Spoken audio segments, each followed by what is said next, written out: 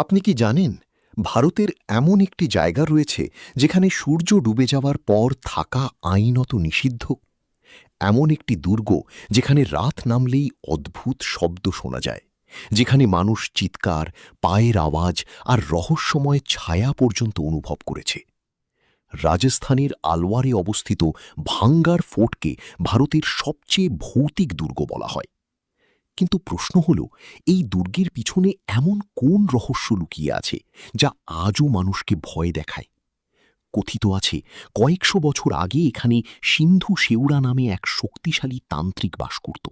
সে ভানগড়ের সুন্দরী রাজকুমারী রত্নাবতীকে পাওয়ার জন্য কালো জাদুর সাহায্য নিতে চেয়েছিল। একদিন সে জাদুকরী তিলের মাধ্যমে রাজকুমারীকে নিজের বশে আনার চেষ্টা করে, কিন্তু রাজকুমারী তার চাল বুঝে যান এবং সেই তিল একটি বড় পাথরের উপর ছুঁড়ে ফেলেন। গল্প অনুযায়ী সেই পাথরই তান্ত্রিকের উপর গিয়ে পড়ে।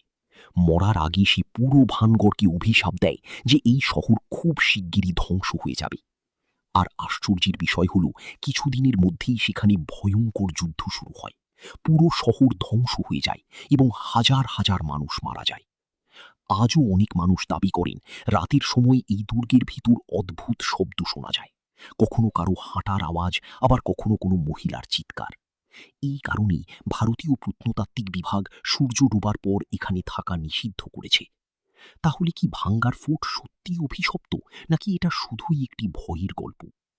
আপনি যদি এই রহস্যের পুরো সত্য জানতে চান, তাহলে পুরো ভিডিও দেখার জন্য ডিসক্রিপশন বক্স চেক করুন। আর এমন রহস্যময় ও ভয়ঙ্কর ভিডিও দেখতে চ্যানেলটি ফলো এবং সাবস্ক্রাইব করতে ভুলবেন না।